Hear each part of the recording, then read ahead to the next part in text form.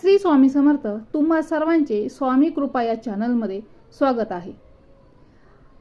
तर अधिक मासातील पौर्णिमा आहे 31 मेला आणि या दिवशी लक्ष्मी प्राप्तीसाठी काय करता येईल आपल्याला, तर त्याचंच आज उत्तर मी तुम्हाला या आजच्या या व्हिडिओमध्ये देणार आहे. तर एका ताईंची कमेंट होती मला, तर ताई एक साधा सोपा लक्ष्मी प्राप्तीसाठी किंवा आर्थिक अडचण जी आहे ती दूर होण्यासाठी मला एखादा साधा सोपा लक्ष्मी प्राप्तीचा उपाय सांग. तर हा उपाय तुम्ही नक्की करून बघावं. तर आजच्या या व्हिडिओत तुम्हाला हा उपाय मी देणार आहे. तर हा व्हिडिओ स्किप न करता हा उपाय पूर्ण जाणून घेण्याकरता व्हिडिओ शेवटपर्यंत नक्की पहा. लक्ष्मी प्राप्तीसाठी, आर्थिक अडचण दूर होण्यासाठी किंवा आपलं उत्पन्न वाढावं, आर्थिक संपन्नता यावी यासाठी अधिक मासातल्या पौर्णिमेचा तुम्हाला लाभ होऊ शकतो किंवा तुम्ही लाभ करून घेऊ शकता, कारण की ही तिथी तितकीच महत्त्वाची आहे. तर ह्या तिथीला नक्की काय करायचं आहे, तर पौर्णिमा ही जी तिथी असते ती माता लक्ष्मीच्या उपासनेसाठी, पूजेसाठी महत्त्वाची मानली जाते. कारण माता लक्ष्मीचा जन्म मुळातच पौर्णिमेला झाला आहे असा शास्त्रांमध्ये उल्लेख आहे. ज्यामुळे ज्यांना लक्ष्मी प्राप्तीचे उपाय करायचे असतात ना, त्यांना ते पौर्णिमेला करायला सांगितले जातात. आणि त्यातली त्यात ही आपली आहे अधिक मासातली पौर्णिमा, जी 3 वर्षातून एकदा येते. त्यामुळे खरंच खूप महत्त्वाची आहे ही पौर्णिमा. तर ह्या पौर्णिमेचा तुम्हाला लाभ करून घ्यायचा असेल तर माता लक्ष्मीची संध्याकाळीच्या वेळेला पूजा करायची. संध्याकाळच्या वेळेला तुम्हाला शक्य नसेल तर तुम्ही सकाळी केली तरी चालेल.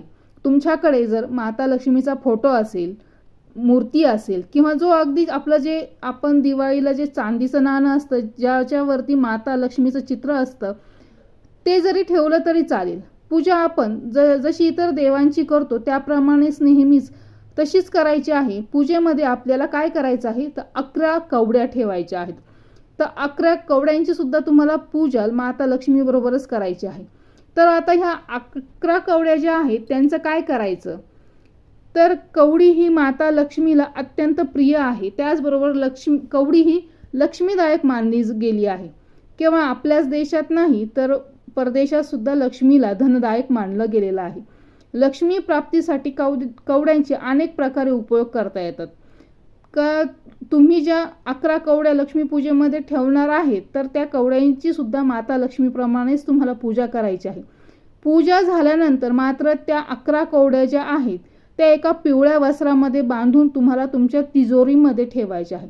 म्हणजे तुम्ही जिथं पैसे ठेवता, जिथे तुमचं लॉकर आहे, जिथं तुमचं वॉलेट वगैरे आहे, तुमचं एखादा ड्रॉवर असेल तिथं तुम्ही पैसे ठेवता किंवा पासबुक ठेवता किंवा इतर महत्त्वाचे जे डॉक्युमेंट्स ठेवत असता तिथं तुम्हाला ह्या कवड्या आहेत हे पिवळ्या याच्यामध्ये बांधून ठेवायच्या आहेत. तर तिथं तुम्हाला ठेवू शकता तुम्ही. तसेच जर ह्या कवड्या तुम्ही लाल वस्त्रामध्ये जर बांधून घेतल्या आणि तुमचं घराचं जर मुख्य प्रवेशद्वारावर लावलं तर घरात नकारात्मक ऊर्जा प्रवेश करत नाही, इतकं या कवडीचं महत्त्व आहे. आता जर तुमचं एखादं शॉप असेल, दुकान असेल तर गल्ल्यात एखादी तरी कवडी असावी. जर तुमचा व्यवसाय असेल, पैशांचं ड्रॉवर आहे त्यामध्ये कवडी असावी. आणि याच पूजेतली एखादी कवडी तुम्ही तुमच्या गल्ल्यामध्ये सुद्धा ठेवू शकता, ज्या 11 कवड्या आहे ना त्याच्यातली, किंवा 11च्या 11 कवड्या सुद्धा तुम्ही तुमच्या गल्ल्यामध्ये तुम्ही तिथं ठेवू शकता. जेव्हा तुम्ही लक्ष्मीची पूजा करणार आहोत ती पूजा कशी करायची आहे, तर काही अगदी साधी सोपी पूजा आहे. मागाशी म्हटलं आहे तर लक्ष्मीचा फोटो, मूर्ती किंवा जे काही लक्ष्मीचं चित्र असलेलं नाणं आहे ते तुम्ही ठेवू शकता.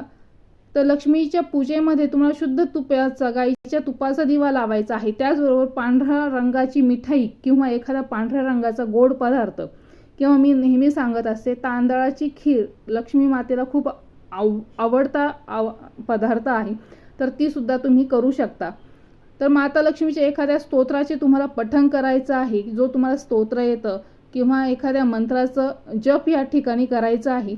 आणि कवड्यांची सुद्धा यासोबतच पंचोपचार पूजा करायची आहे. तर यामुळे काय होतं, आपली आर्थिक अडचण आहे ती दूर होते आणि माता लक्ष्मी प्रसन्न होते.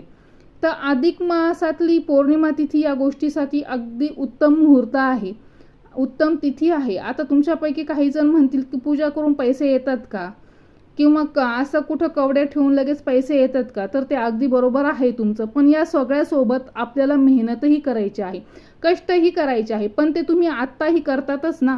तुम्ही कष्टही करतात, कामही करता, तुमचं दुकानही आहे ना. त्या कष्टाला तुम्ही कमी पडताय का? पण तरीसुद्धा तुम्हाला हे आर्थिक अडचण आहेच ना. आर्थिक अडचण असेल तर माता लक्ष्मीच्या कृपेची तुम्हाला गरज आहे. याचा अर्थ असा होतो की माता लक्ष्मी पुढे आपण झुकतो, म्हणजेच आपण नम्र होतो. लक्ष्मी कृपेसाठी जेव्हा आपण तिचं आवाहन करतो, तिची प्रार्थना करतो, तेव्हा आपण नम्र होतो. स्वतःच्या कर्माचा अहंकार आपण बाळगत नाही. आपलं सगळं कर्म तिला समर्पित करून तिला आपल्याकडे येण्याचं आव्हान करत असतो. यामध्ये श्रद्धा महत्त्वाची आहे. तुम्ही कष्ट करता, मेहनत करता, पण योग्य संधी तुम्हाला मिळत नसेल तर त्यासाठी या गोष्टी नक्कीच आपल्याला मदत करत असतात, तुम्हाला नक्कीच मदत करतील. आपली साधना, आपली उपासना, आपली श्रद्धा आपल्याला योग्य संधीपर्यंत घेऊन जातात. आता यामध्ये श्रद्धेचा भाग आहे. त्यामुळे ज्याची त्याची श्रद्धाच आहे, त्यांना काहीही अनुभव, ज्यांची श्रद्धा नाही तर त्यांना काहीही अनुभव येणार नाही. त्यांनी कुठलेही वितर्क यामध्ये लावायचेच नाही. जर तुमची श्रद्धा असेल तरच हा उपाय श्रद्धेने करा. तसेच जर अजून एक छोटासा सांगणार आहे मी उपाय, का जे महालक्ष्मी अष्टक आहे, हे जे स्तोत्र आहे, हे तुम्हाला पौर्णिमेच्या दिवशी 11 वेळेस म्हणायचं आहे. आणि रोज संध्याकाळी 6:30 ते 7:30च्या दरम्यान दिवे लागणीच्या वेळेस तुम्हाला शुद्ध तुपाचा दिवा लावून तुम्हाला हे स्तोत्र म्हणावं. तर ह्या स्तोत्राचा हा अनुभव येतो म्हणजे येतोच. तर महालक्ष्मी अष्टकम आणि दुर्गा स्तोत्र हे पण तुम्ही रोज वाचत जा. खूप छान अनुभव येतो. आणि हा 11 कवड्यांचा साधा सोपा उपाय आहे. तर हा नक्की करून बघा. आणि ज्या ताईंनी सांगितलं होतं तर त्या ताईंनी नक्की करून बघा हा उपाय. आणि तुम्हाला जो अनुभव येईल ते कमेंट करून नक्की सांगा.